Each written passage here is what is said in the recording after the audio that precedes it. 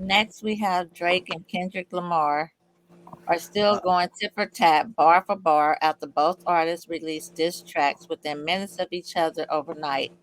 Their weeks long beef has escalated dramatically and become increasingly personal, with both rappers now taking aim at each other's family. What began as an aside on a completely unrelated song has now spiraled into several tracks, a cease and desist, and mounting allegations lobby back and forth.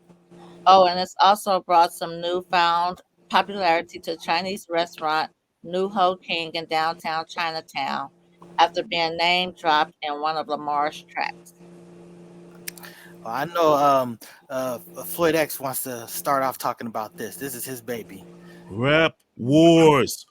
Rap wars. This is what I live for. Kendrick Lamar coming with the heat. Drake coming with the heat. I live for this. I said, oh, they going head up? Let's go. Mr. J. Cole, he dropped out of the race. He dropped, so he's no longer considered part of the big three. He's just the guy on the sidelines, with all due respect. I think he's a great rapper, but he stepped aside to let the top two go head to head, and I'm loving what I'm seeing. The music is wonderful. That's what I wanted to hear. Some good ass music, 6 minute long songs. They all got a lot to say. When Kendrick came with that Euphoria, oh my God, he was killing it. It just went on and just dropping. And Drake dropped that other one, The Family Matters. Another banger, another banger, another banger, straight up. And then he dropped that 616. And then it was something else. Oh no, he dropped 616 yesterday. And then Drake came with the other one. Then he dropped the Family Matters. That's Drake. See, I'm getting confused because it's happening too fast. It's happening too fast, and my brain's all over the place. But the Yeah, Charles, after that Euphoria, Born the Law had posted. He said, "What Kendrick is doing in the battle is like watching Floyd Mayweather fight. He's winning, but it's not exciting to watch, or in this case, listen to." I mean, and I think that was a fair assessment. I know that you feel in the music of it, but I felt it was a lot of blah. I mean, I felt like Rick Ross had like the greatest song up until that point, but after hearing Meet the Grams is a killer song. It's a dope song. It sounds like something from our era. And I mean the lyrics are visceral and nasty and probably a little bit too personal for my taste, but I mean he really punishes this cat. So I mean to me I don't know how he comes back from this. This like I said, this is gonna be on his permanent record. But he's about to pass it off to you, brother Student X. What were you about to say? well, the Student X.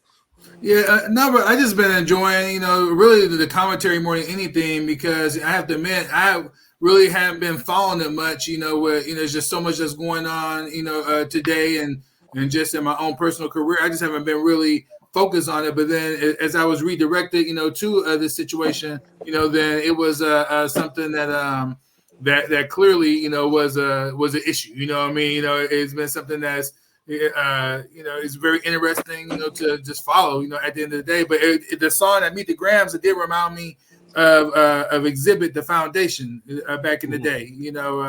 Where he just started off, just dealing with the role of the father, in general. So it just kind of reminisce, to that a little bit, for me.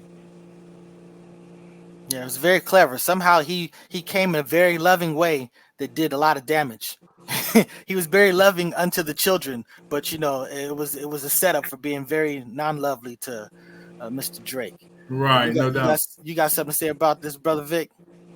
Yeah, this is like one of those things in hip hop culture. We see battles, and Kendrick actually had more to lose in this versus Drake, and I'll tell you why. Because of the fact that Kendrick is like this generation's, in my opinion, like they're Nas, or at least they're super lyricists, and Drake has shown that like when he went against Meek Mills, he was able to win that battle, so to say. So Kendrick really had to come out swinging because Drake has surprised people, but then on top of it, there's also the question as to like how much as a rapper is he actually putting these bars together, these goals written. Kendrick doesn't have that stigma over him. So, but as we know in the pantheon of hip hop, we've seen it with LL Cool J with Kool Moe D. LL Cool J with Ice T. We saw BDP going out with Shan.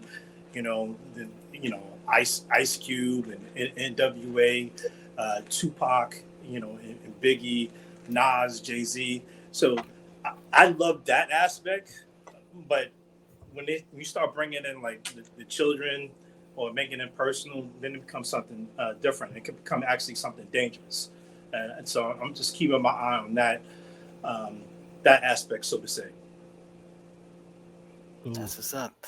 Anything you want to tie it up with, Mr. Floyd X? I just want to say, may the best man win. I'm rooting for both of them. I just want to hear the good music, man, and I hope it don't get personal, also, and I hope they just keep coming with it. And it's like the next thing that has to happen, they have to have a versus. Just bring your catalog and go head to head, because I know Drake got an extensive catalog. Kendrick Lamar got an extensive catalog. Just go head to head and just wrap it up there.